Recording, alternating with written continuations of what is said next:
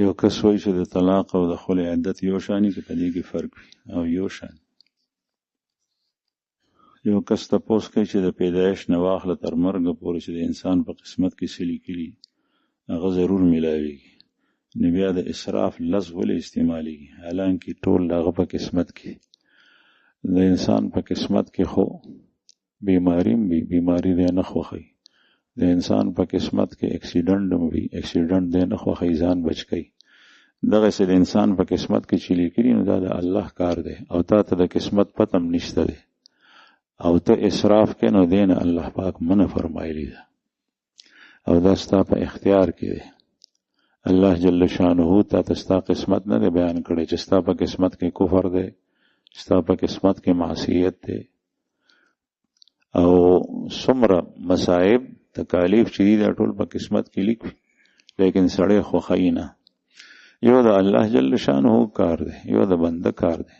تقدیر او قسمت دا د الله کار دی، داستانه دی او خکول لاستا کار دی، د بدو نزان ساتل لاستا کار دی، اسراف نه بچ کېدل لاستا کار دی، تبذیر نه بچ کېدل لاستا کار دی، دینه به ځان بچ کړي. یو کس وایي چې ما یو کور په کرایه نیولی دی، د دې کور د مالک تقریبا 19 کورونه دي او د دې د بجلۍ یو میټر دی او دغه میټر بجلۍ یو کور ته ورکړي ده او د باقي کورونو بجلی د غلا ده او چې کله د بجلی بل راشي نو په ټولو کورونو یې تقسیم کړي. نو زمونږ د باره د دې بجلی استعمال څنګه دی؟ قانونا چې د دې قانون نه وي نو داسې کول نه دي پکار او دې نه ځان ساتل پکار دي. پکار دا ده چې بیل میټر ولګي. یو کس تپوس کړی چې ولیمه سنت ده که واجب ده؟ نیز د ولیمې دپاره ځان ته بل وخت ضروری دی او که د جنس سره ولیمه هم ورکولی شي. ولیمه د سنت ده چې د سړي څومره وس وي هغه عمره دی ورکي. رسول الله صلی الله علیه وسلم د یوې بیبي په ولیمه باندې ستوان او کجوري راغونډې کې په دسترخوان واچولې، هغه په ولیمه کې ورکړ.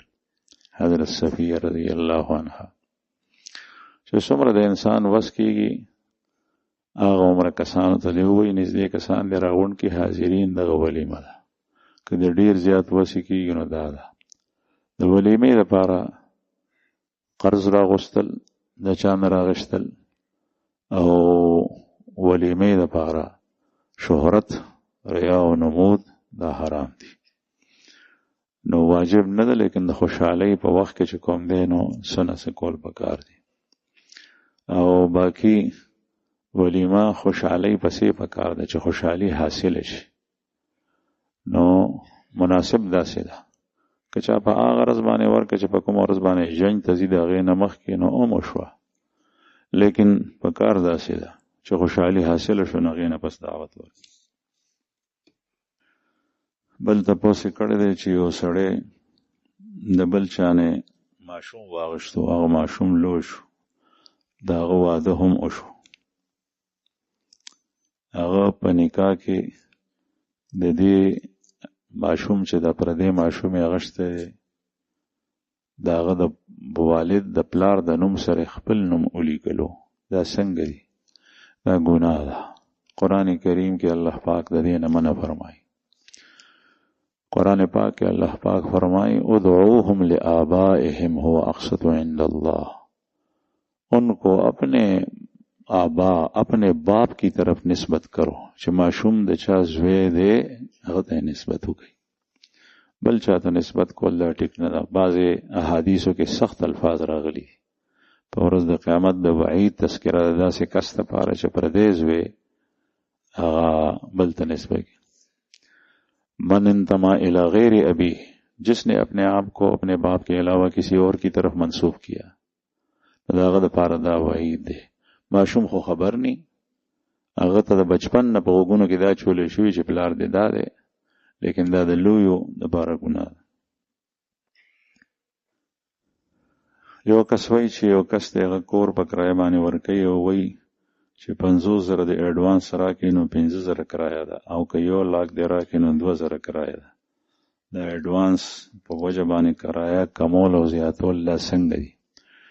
که چېرې دغه اډوانس په کرایه کې عمري مثلا کرایه 15,000 ده، خو په دې 15,000 کې به ته ماته په میاشت کې 2,000 روپۍ راکې او دا 3,000 به هغه 1 لاک کې در رسی، یعنی 3,000 تا ته پاتې شوي، تا ته به هغه واپس کېږي. نو بیا خو ټیک ده. دا داسې شوه لکه مخکې نه چې یو کس د چانه پیسې غونډې واخلي کرایه وصوله کړي، او که چېرې دا حساب کتاب ورسره ونه کړي نو دا ټیک نه ده، بیا په سود کې راځي. یو کس وایي چې زمونږ په کور کې بجلی او ګیس دواړه په غلا استعمالیږي، بل نه ورکوي، او زه طالب علم یم، سکول ته ځم، یو کار مار نه کوم، نو زه څه وکړم؟ د کور نه وځم او که نه؟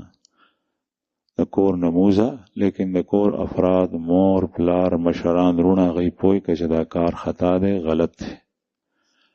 ګیس استعمالول او د هغې بل نه ورکول دا ټیک نه ده. بجلی استعمالول او د هغې بل نه ورکول دا ټیک نه، هغوی ته به یې نه کو. یو کس تپوس کړی دی چې د انبیا علیهم السلام قبرونه لکه هود علیہ السلام، صالح علیہ السلام، شعیب علیہ السلام، اسماعیل علیہ السلام، دا د رکن یمانی او مقام ابراهیم او د زمزم شریف په منځ کې دي، بلکې 99 پیغمبرانو قبرونه. آیا دا صحیح ده او کنه؟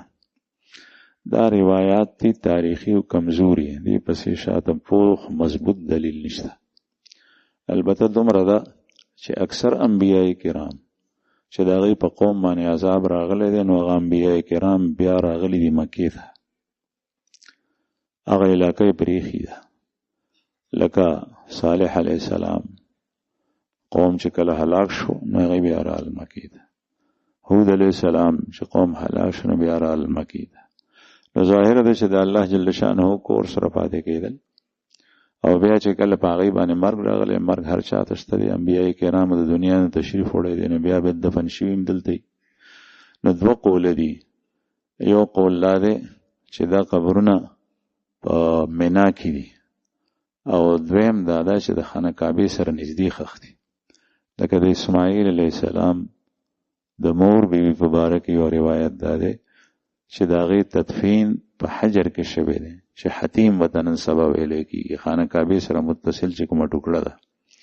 نو به هر حال داسې پاخه اقوال نه دي مضبوط چې سړی په باندې کلک ودرېږي. نو عموما دا مقبره چې وه دا به مینا کې وه، مړي بالته کې ښخېدل په هغه زمانه کې. والله اعلم.